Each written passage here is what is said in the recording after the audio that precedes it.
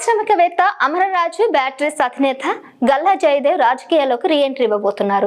ఇటీవల జరిగిన లోక్సభ ఎన్నికలకు దూరంగా ఉన్న జయదేవ్ ఈసారి రాజ్యసభకు ప్రాతినిధ్యం వహించబోతున్నారు.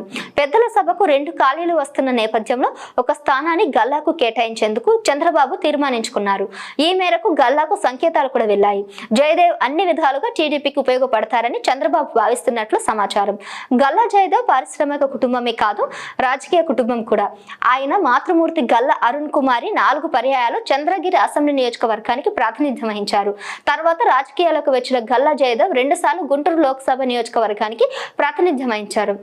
గత వైసీపీ ప్రభుత్వం తమ అమర్ రాజ్ బ్యాటరీస్ సంస్థపై కక్ష కట్టడంతో విసిగిపోయి సంస్థను ఆయన తెలంగాణకు మార్చిన నేపథ్యంలోనే 2024 ఎన్నికల్లో పోటీ చేయకూడదని నిర్ణయించి వైదొలిగారు. దాదాపుగా రాజకీయ సన్యాసం చేశారని భావిస్తున్న తరుణంలో జయదేవ్ కు మరో అవకాశం రాబోతుంది.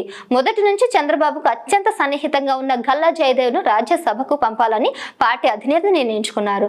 దాంతో లోక్సభ ఎన్నికల్లో పోటీ చేసే అవసరం లేకుండా జయదేవ్ పార్లమెంట్ కు వెళ్లే అవకాశం రాబోతుంది. పారిశ్రామికవేత్తల కోటలో ఆయనకు ఛాన్స్ ఇచ్చినట్లు అవుతుందని పార్టీ వర్గాలు అంటున్నాయి. గుంటూరు లోక్సభకు ప్రవాసాంధ్రుడు పెమ్మసాని చంద్రశేఖర్ ప్రాతినిధ్యం వహిస్తున్నారు. ఆయన కేంద్ర మంత్రి కూడా అయ్యారు.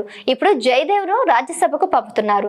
దీనివల్ల ఎగువ సభలో టీడీపీ వాయిస్ వినిపించే అవకాశం వస్తుంది. పైగా గల్లా జయదేవ్ ఆంగ్లంలో అనర్గళంగా మాట్లాడతారు. ఏపీకి సంబంధించిన సమస్యలను ప్రస్తావించి వాటి పరిష్కారానికి కృషి చేస్తారన్న విశ్వాసం కూడా ఉంది. చంద్రబాబు ఆదేశాల మేరకే జయదేవ్ రాజకీయాల్లో సెకండ్ ఇన్నింగ్స్ ప్రారంభించబోతున్నారు. నిజానికి రాజ్యసభలో ప్రస్తుతం టీడీపీకి ప్రాతినిధ్యం లేదు. ఇప్పుడే 2 వైసీపీ సభ్యులు రాజీనామా చేసి టీడీపీలో చేరుతున్నారు. ఎమ్మెల్యేల సంఖ్యను వారి స్థానాలను బట్టి 2 టీడీపీ వారు ఎన్నికయ్యే అవకాశం ఉంది. మళ్లీ పోటీ చేసేందుకు మోపిదేవి వెంకటరమణ విముఖత వ్యక్తం చేయడంతో ఆయన స్థానంలో గల్లాను రాజ్యసభకు పంపాలని పార్టీ నిర్ణయించుకుంది. నిజానికి గల్లాను క్యాబినెట్ ర్యాంకులతో ఢిల్లీలో ఏపీ ప్రభుత్వం ప్రత్యేక ప్రతినిధిగా నియమించాలని చంద్రబాబు భావించారు. రాజ్యసభ సీటు ఖాళీ కావడంతో నిర్ణయం మార్చుకొని జయదేవ్ను ఎగువ సభకు పంపబోతున్నారు. రాజ్యసభలో టీడీపీ తరపున కమ్మ సామాజిక వర్గానికి ప్రాతినిధ్యం ఉండేందుకు గల్లా నియమిస్తున్నారని కొన్ని వర్గాల టాక్ నడుస్తుంది. అయితే ఇది నిజం కాదని పార్టీ వర్గాలు అంటున్నాయి. జయదేవ్ రాజకీయ అనుభవం, వేర్వేరు అంశాలపై ఆయన అవగాహన ఆధారంగా టికెట్ ఇస్తున్నారని చెప్తున్నారు.